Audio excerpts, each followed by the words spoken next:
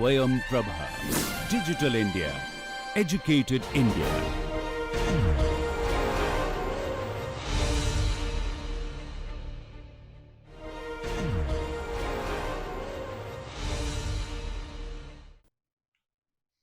Hello students, let us continue our discussion on the thermodynamics of open systems, where I have introduced you to the concept of chemical potential, and we have seen that depending on the situation that we have in our experiment, in that case, system can exchange matter with the reservoir, whereby I can define the equilibrium state of the system by introducing a new intensive variable, which is mu, as shown here.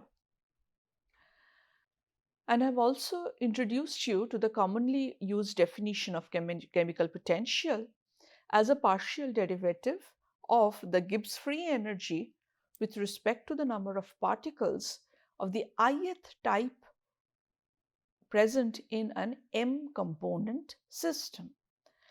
And here we find that dg is given in terms of dt, dp and dni, and by definition Gibbs free energy is an extensive property and mu is an intensive property.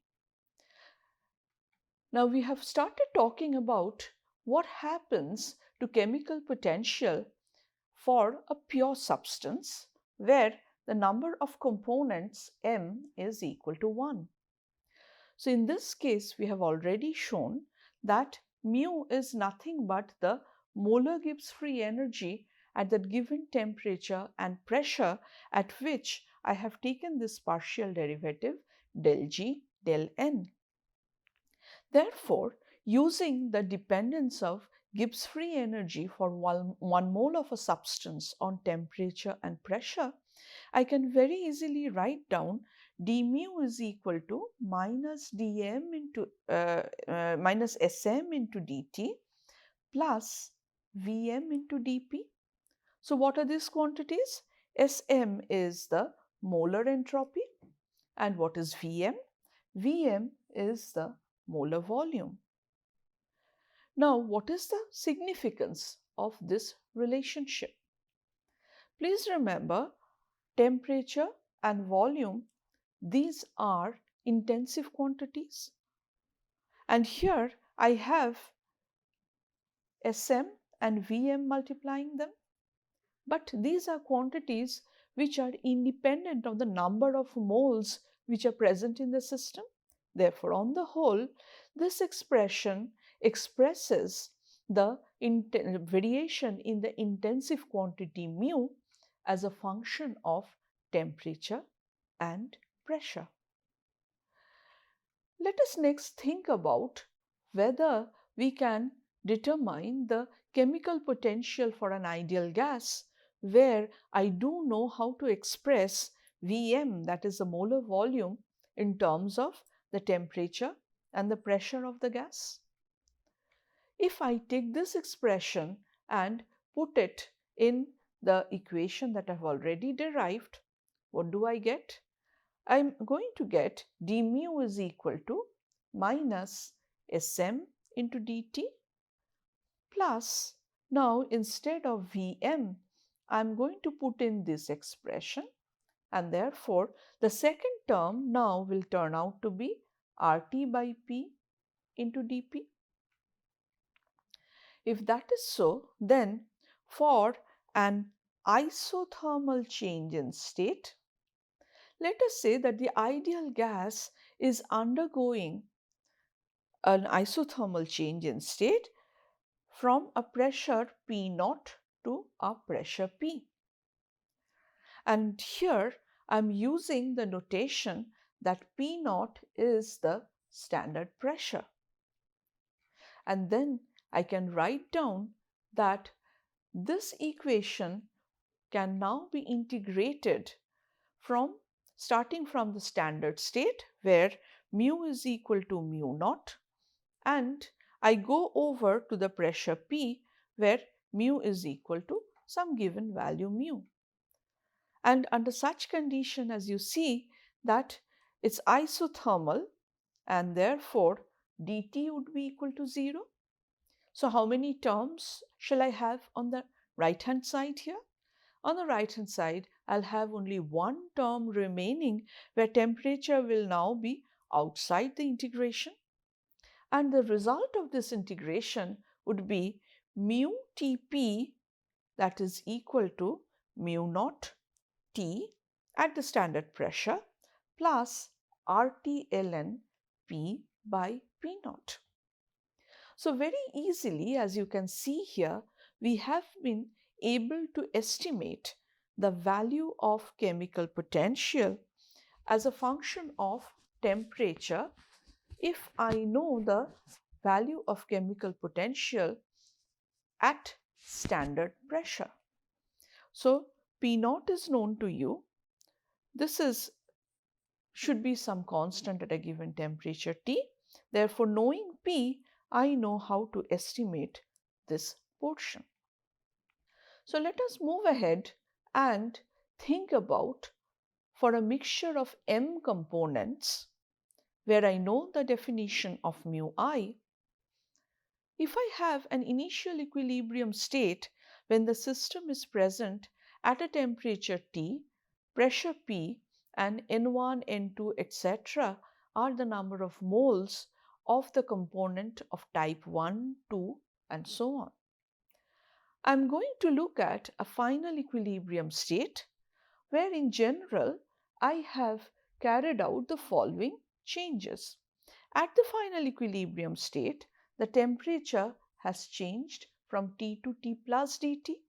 The pressure has changed from P to P plus dP, and each of the components now have undergone an infinitesimal change, so that for the ith component I have the number of moles of the ith component changing to Ni plus dNi. Now, for this entire change, I understand that by definition, dg would be minus sdt plus vdp plus mu I dni. Now, if I have an isothermal and isobaric process, in that case, what would be the change in state that I am looking at? So I will be maintaining the same value of temperature and pressure in the final as well as in the initial equilibrium state. But now N1 will change to N1 plus dN1. So Ni in general will be changing to Ni plus dNi. And since G is a function of all these variables, now I can use this expression and write down that dGTP, that is the infinitesimal change in the Gibbs free energy under such isothermal and isobaric process, will now be equal to summation over I mu I dni. So with this, we understand that a fluctuation in the composition of the system does lead to an infinitesimal. If the fluctuation is infinitesimal, in that case there will be an associated infinitesimal variation in the Gibbs free energy even if I'm maintaining the system at constant temperature and constant pressure. Now with this, let us extend our consideration to find out the chemical potential in a mixture of capital M ideal gases. So here I would assume the following. I would assume that the mixture that I am talking about here, this behaves ideally at a temperature T and pressure P. And I'm going to use certain quantities which are very commonly used in the description of such mixture. The first quantity that I define with respect to the ith component is the mole fraction. So this mole fraction is given this symbol xi, and the mole fraction xi is defined as here Ni divided by n. So what is n? N must be the summation of over all the number of particles present in the system. Now I introduce another quantity, which is the partial pressure.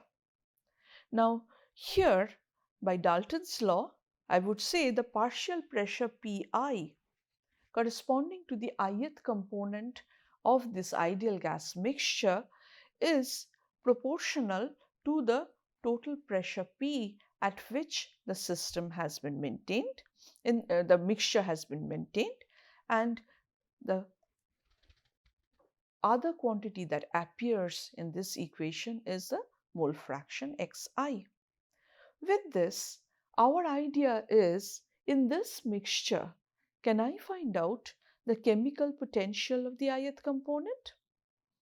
So let us see how we can go about performing this task.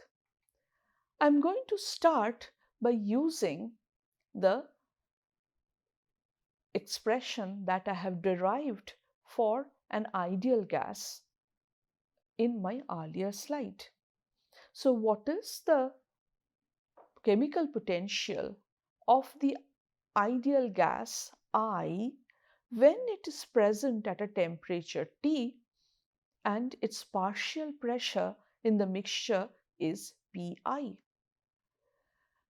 Now, using the result that we have obtained before, I can write down mu I will then be equal to mu I naught plus RT ln Pi by P naught.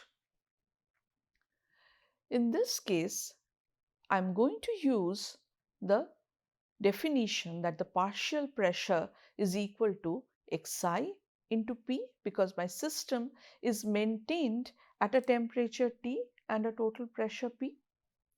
If that is so, I can rewrite mu I as now mu I naught as before plus RT ln P by P naught, but now I have taken out the dependence on the mole fraction of the ith component from the logarithmic term. Now I will go ahead and look closely once again to the two terms that I have highlighted here in blue. Now what is this equal to? This must be equal to mu I star Tp, that is mu I naught plus RT ln P by P naught. Have we seen this expression before? The answer is yes. If the ith component was present only as a pure phase, I mean if I only had the pure ith component at a temperature and pressure P, in that case the chemical potential of this gas at that temperature and pressure would be given by this. And therefore, I am adding one star as superscript here to mention that the sum of these two terms actually corresponds to the chemical potential of the ith component in its pure phase. And that tells me that now I can write down chemical potential of the ith component in a mixture of ideal gases maintained at a constant temperature T and the same pressure P, total pressure P, that must be equal to the chemical potential of the ith component under identical conditions of temperature and pressure when it was present in its pure state, plus another term that depends on the mole fraction of the ith component in the mixture. And what is going to be my immediate conclusion from here? Here I understand that in a mixture, xi is always going to be less than 1. As a result, I will have this term must be less than this term. Clear? Therefore, I would say that the chemical potential of the ith component in the mixture is always less than chemical potential of the ith component in the pure phase. That is because when I have xi less than 1, RT ln xi is going to be a negative quantity. Therefore, you will take away this part from the pure phase value of mu I to give you the value of mu I in the mixture. Now, if I go ahead and now try to understand how to associate this concept of chemical potential to the transfer of matter, this is what we are going to do. Now, once again, I'm going to take this composite setup where I have a compartment A and a compartment B which can exchange matter between them. Now, at a constant temperature and pressure P, I'm going to say that these two compartments have a common component I, and dni moles of component I is transferred from A to B. Then I understand that there will be a change in the Gibbs free energy of the system in both the compartments A and B.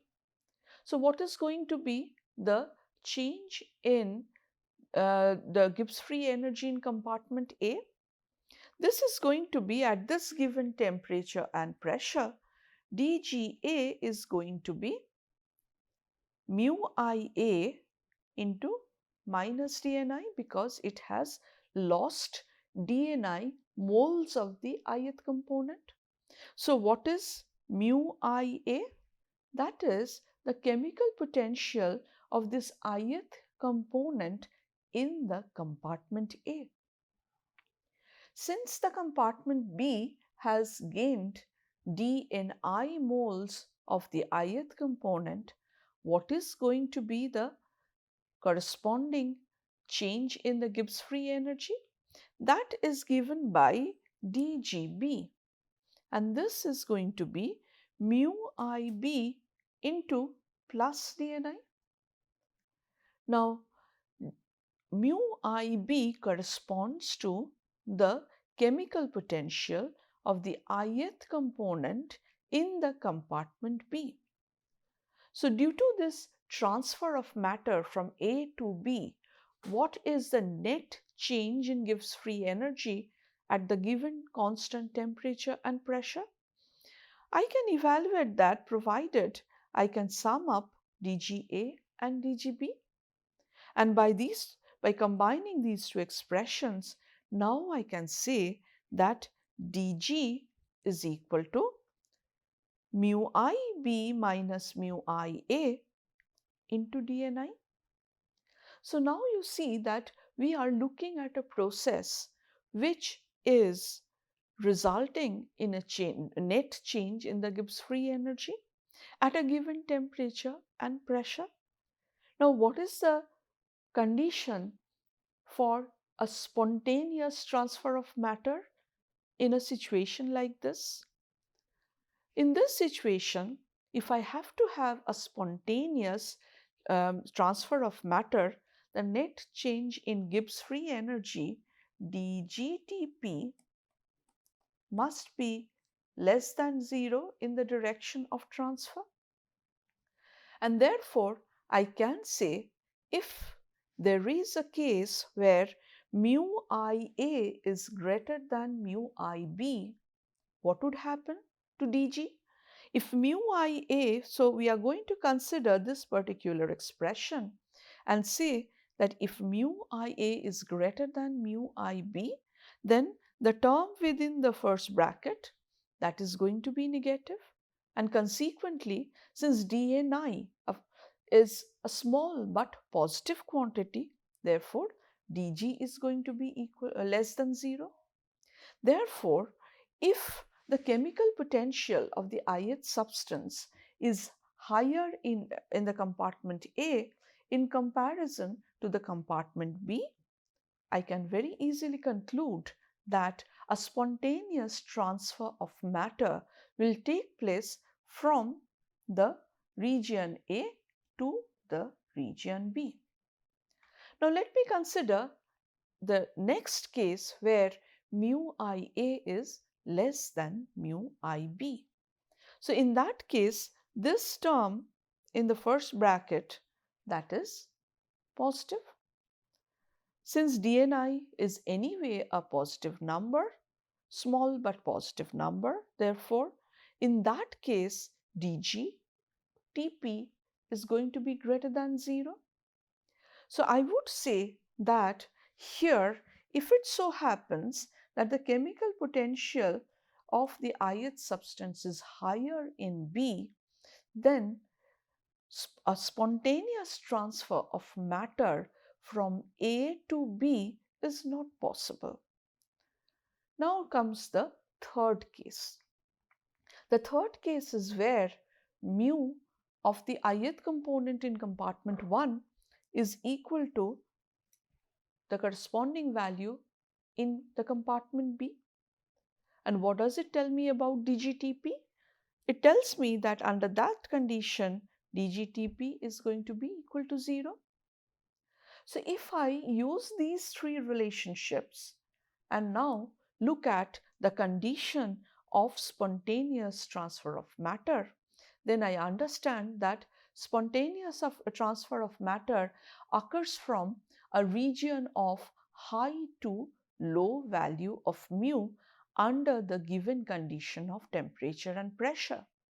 Therefore, at equilibrium with respect to matter flow, the chemical potential mu of the ith substance in the given case must be having the same value everywhere throughout the system, irrespective of whether I'm looking at some region in A or some region in B. And therefore, it says that the way we have defined the chemical potential, it takes care of the fact that just as I could use temperature to indicate the condition of thermal equilibrium, pressure to indicate the condition of mechanical equilibrium, I can have the chemical potential indicating to me the condition of equilibrium with respect to transfer of matter. Okay, so what we have learned from here is once again that we have been able to identify an intensive variable with respect to transfer of matter, and till now we know that this intensive variable can be determined in terms of the ideal gas, whereby I can identify chemical potential as a function of the partial pressure of the ideal gas in a mixture of ideal gases, and it is giving me the condition for equilibrium with respect to matter change. Now we are going to look at next how the chemical potential varies with respect to the composition of the system, and that would be the topic of our next lecture. Thank you.